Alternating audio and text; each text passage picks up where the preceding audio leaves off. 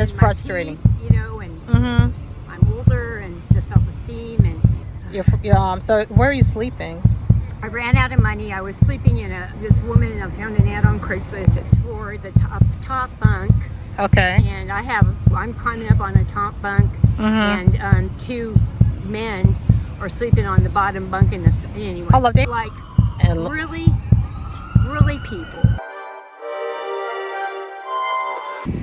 hey, this is askrphtish with the beautiful city of Charlotte, North Carolina. And who do I have the pleasure of meeting today? Eileen, Hi, Eileen. Nice to meet you. nice to meet you. Thank you. All right. So, are you homeless at the moment? Yes, I am. Okay. So, this is my first time seeing you out here. So, how long you been homeless for? I came to Charlotte from a real abusive situation. Okay. So I've been here a couple months. I was homeless there in Dallas, Texas, where I'm from. Wow. Huh. And then I came here, thought I could get some support for family, but not in a position to do that. Okay. Your family's not in a position to help. Yeah. Okay. And So you came all the way from Dallas, Texas to Charlotte. Did your family say they were able to help, or what was the situation? that was not Discussed. You was just hoping, basically. clear. Yeah. I mean, yeah. but still, they couldn't give you a place to stay or something. Well, there was some background on it. They're frustrated, Okay. and because I was in a relationship that I was just mired in it, and I like quicksand. And So you were married you were married. no, So you, what kind of relationship? What happened? How old are you, first of all?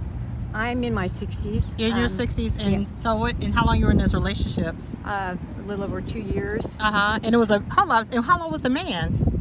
How old? Yeah, the He guy. was a little bit younger than me. What happened was when COVID hit, Okay. and I had just moved to a new place, Okay. and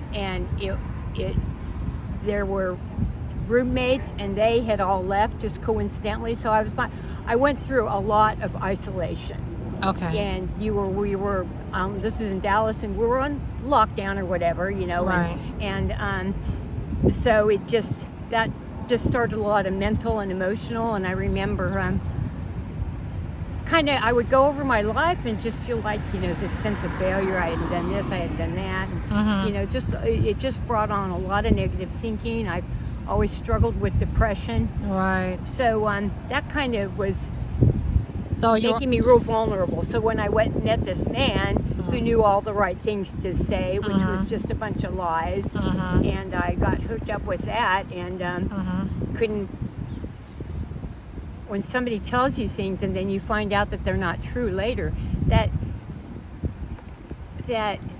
trust or whatever that's broken, I don't know. There's something about that you have such a hard time believing that. You want to twist it, and then I internalized it to that, and I started drinking. Got a real bad drinking problem, and anyway, he ended up being very abusive. So this is what I find amazing about this story. Okay, like you're in your 60s, and men still acting stupid. I mean, don't they? When do men get tired? Well, right, and another thing about that is that I don't think I have a sign on my forehead, but it's almost like they know how to pick and gauge, and You have a soft heart. yeah, and I had I get Social Security, and I ended up filing early, which I was not happy about, but this all hit with COVID. And then, Right. I tell you one thing, you were talking about funding or help that's supposedly out there. I chased so much help, and I ended up leaving that house situation because he was a slum landlord. I mean, bed bugs, expired, no smoke detectors. Wouldn't give me a key to the front door. Okay. This your landlord or the guy you were with? Landlord. Okay, so this is separate from the man you were with. So that kind of threw me out. Yeah. Okay, so you had your abusive relationship, and then you had a landlord that was abusing you. Yeah, and then that thrust me. Then I went with the abusive man. That kind of down and down and down. Being isolated because of COVID. Yeah. And what I remember is that supposedly the rent relief program. I mean, I couldn't get that if my life depended on it, because you had to have a place to live, which I had, was unsanitary, unacceptable, I didn't have a place to live. So you have to have a place to live to pay a landlord, yet I can't get a place to live because I don't have the funds, and you're seeing this money go to people with, you know, I mean, I'm not that they're more deserving or anything like that, but I was between a rock and a hard place. Right. You had to have a place to get rent help. Okay. But I couldn't get a place because I didn't have the money. Right. So it was like a vicious cycle. Oh, yeah. And then in Dallas, there was a big newspaper article because the money that was coming from the federal government, this is how people, you know, think that it's our federal government, please. They were giving the money to charities. Okay. And some of them were not real great. Okay. So what ended up, and the Dallas Morning News did a big expose on it the first month when they had, you know, we're talking $1 million or $1 billion, whatever. Right. They'd processed 1% of the applications. And here people bash the government. Right. Which, okay, they have their reasons, but you know, you can't read the news, you can't listen to the news without finding out some corporation, whether it's a nonprofit or whatever, some private enterprise is skimming. I mean, they just had a thing with Medicare. That, you know, some guy sending billing for fake lab tests. With telehealth. Health. Telehealth. Just, wow. You know. I can see how that can go down. So let me ask you this. No. This is for this. I mean. But you see all this, and it's like I can't. It's frustrating. Teeth, you know, and I'm older, and the self-esteem, and. So you think because you're older, you have because I just interviewed another lady in her 60s, and her Social Security isn't enough to survive off of. So that's the same thing for you. And then I'd hoped that I would go back to work part-time or even full-time. But you don't have the mindset to do that when you're homeless. Well, or every time I thought of interviewing, I thought of having no teeth. Oh. You know, so you let your teeth hold you back? Yeah, but you know, you feel like the judgment, whether it's coming inside of you and you shouldn't be taking it in, you know, it's just human. There. Yeah. Well, and you just get worn down, you know. Anyway. Right. Yeah. I mean, no. Say what you feel. Yeah. You know, and anyway, so. And so, what is your like? Okay, so you come down to Charlotte. So where are you sleeping? I ran out of money. I was sleeping in this woman. I found an ad on Craigslist that was running like a hostel. You know, and you gonna rent out like a room or something like that. And it was for the top bunk. Okay. And I have metal plates in my arm, so I'm climbing up on a top bunk, and two men are sleeping on the bottom bunk in this. Anyway. Oh, look, they have a woman and men sleeping in the same room, strangers. Yeah.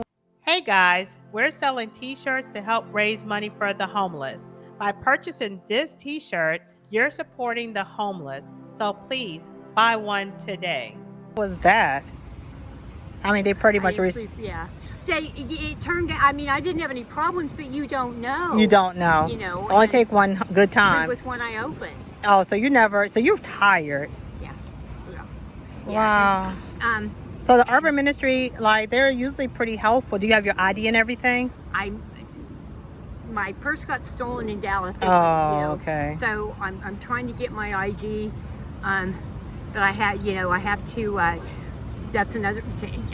If you don't know how to navigate the system, right? Oh yeah. You know, like going and just getting the information to get an ID for North Carolina, they have you make an appointment, and the appointments are a month out. Exactly. I was just about to say months away. I mean, like, and really people. Right. You know, Charlotte, to me, in my experience, is very, very, very slim, underfunded, something. You know, they have one main you go through these hoops, call 211, blah, blah, blah, wait for a phone call back. That's if you have a phone, and that's if you have phone service. Right, yeah, if you have a phone and phone service, right, or have to depend on, some people have phones that only have Wi-Fi, so you always need to be near Wi-Fi. To get to a tower, or be able to sign into a network. But anyway, in my experience, they had one place, and that's the Salvation Army, and they,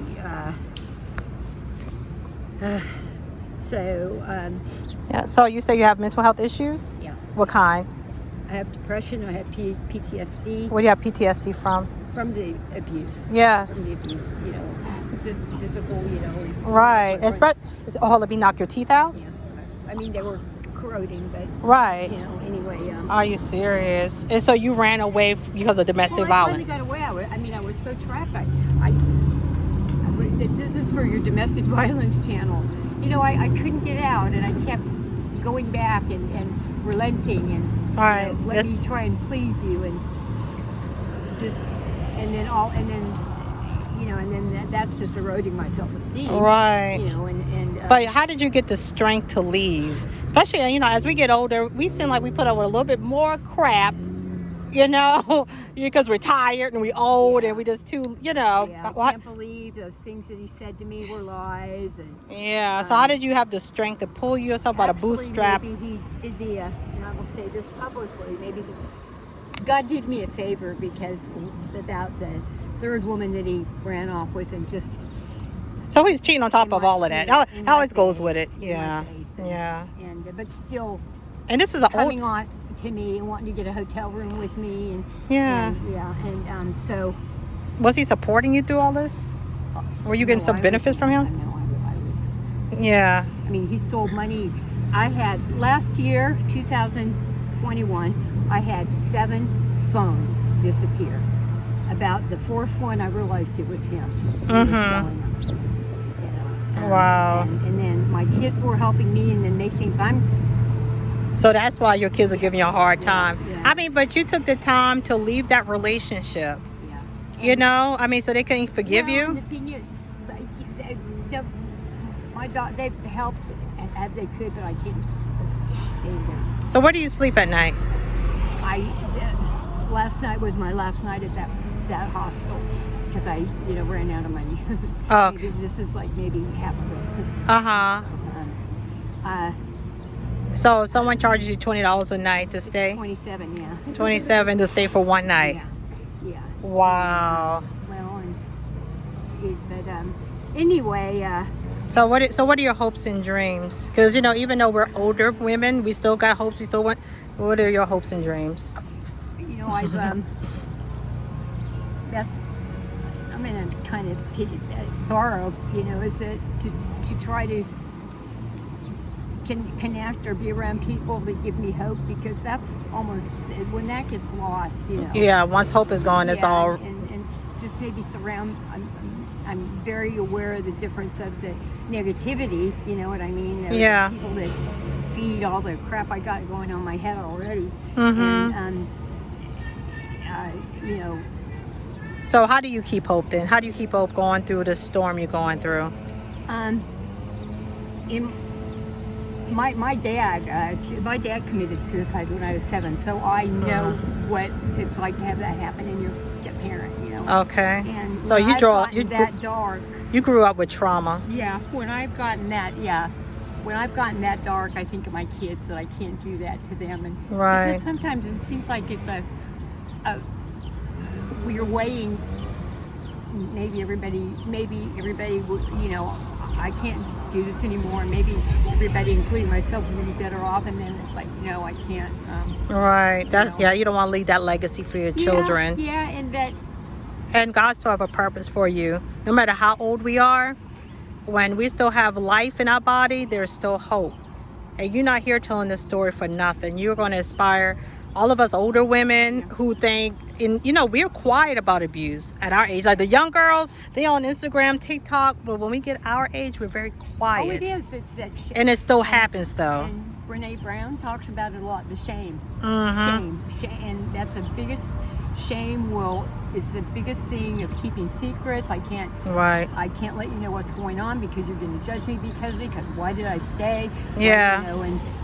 Because everybody wants somebody at the end of the day. That probably was the biggest underlying thing is that, and then, when I got here and was talking to 211, I told them that there had been I still had a fat lip and there had been abuse. And if you're, this is what you learn. Okay. If you're honest, because what else do you finally think you're talking to someone or an organization that wants to hear the honesty? You're right. But if they're, but he was in Texas and I was here, so it's kind of what difference would it make if he was here? Would they go ask him or something, or what? The immediate danger. It's almost like, okay, I got you. You've only got a cut on your finger, but we've got a woman that is, and so it's valid, but it's the way that they weigh things, even like treatment. Right. You're a pharmacist, so that's kind of, well, you drug to your area, but that's kind of, you relate to what I say. Right. The going drug of choice, which is opiates right now. Yeah. So now they've got funding for opiates if you want to go into treatment. But if that's not your drug of choice, then you're honest about it. But then with the subculture, with the street subculture, because we're just trying to get around any way we can. Right. Like, I'm opiates. Anyway. Yeah, so you're saying almost to get help for domestic violence, you almost kind of have to spruce it up and lie a little, pump it up to really get help. But if you don't know that, yeah. And then that doesn't even guarantee it because, because there you've got the lack of funding, the lack of awareness, and in my humble opinion, most of the women that I come across have got something like that in their background. Right. Something like that in their background. Do you use drugs to escape? Absolutely. Yeah. Absolutely, yeah. Right. It took me a while because I kept telling I was just bad, evil, deranged. What's wrong with you? No, I mean, you're going through a lot, yes. Yeah, the honest truth is it's a lot of pain.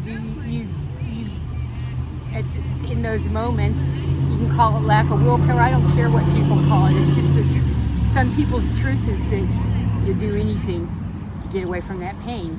Right. Because I sort of alluded to the pain had taken me to where I was thinking about ending my life. So rather than go to that dark place, you better believe it, I'm going to try and dull this pain. And that's, unfortunately, that's normal. That's why I said escape.